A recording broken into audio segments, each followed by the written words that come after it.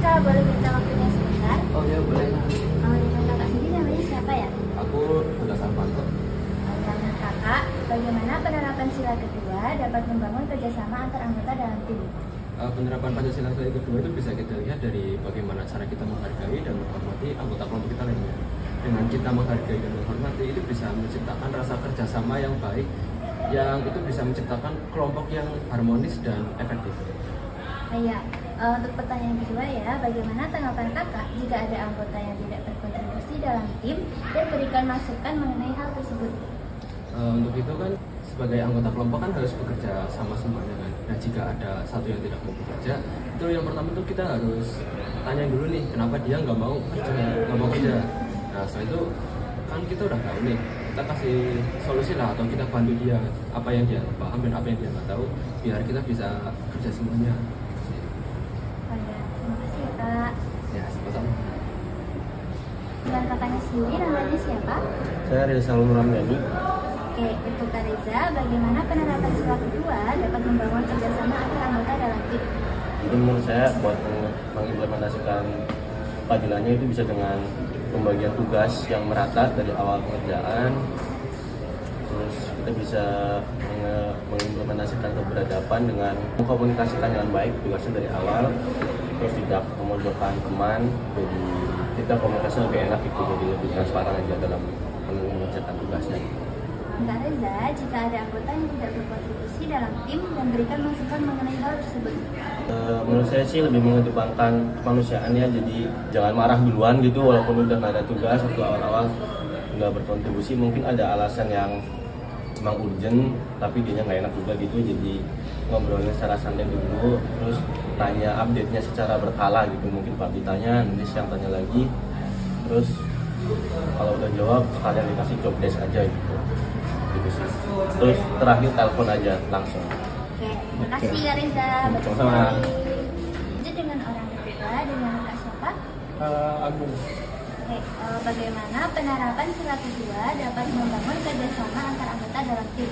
Yang bisa diterapin tuh kayak saling ngehargain kayak pendapat dia gimana, sama saling adil dalam membagi tugas-tugasnya. Misal dia suruh ngapain, ini suruh ngapain, sama-sama pas lah komposisinya. Untuk pertanyaan kedua, bagaimana tanggapan kakak jika tidak ada anggota yang tidak berkontribusi dalam tim dan berikan masukan mengenai hal tersebut? Makanya kenapa nggak mau saling tolong-menolong gitu. Mungkin dia kan nggak selalunya kayak emang nggak mau, karena bisa aja jadi ada kesibukan lainnya, jadi bisa diomongin lagi lah enaknya gimana. Terima kasih ya kak. Ya. Dan orang terakhir yaitu dengan Kak siapa ya kak? Halo, nama aku Fauzi. Ya, untuk pertanyaan pertama ya kak, bagaimana penerapan sila kedua dapat membangun kerjasama antar anggota dalam tim? Kayak menurut aku penerapan sila kedua untuk membangun anggota di dalam tim, yang pastinya kita harus adil kepada sesama teman-teman kita di dalam tim. Tapi adil di sini tuh memaknai bahwa memberikan sesuatu yang menurut orang itu tuh sesuai porsinya. Jadi bukan kita memberikan sama rata, tapi kita memberikan apa yang harus diberikan. Itu baru adil menurut aku.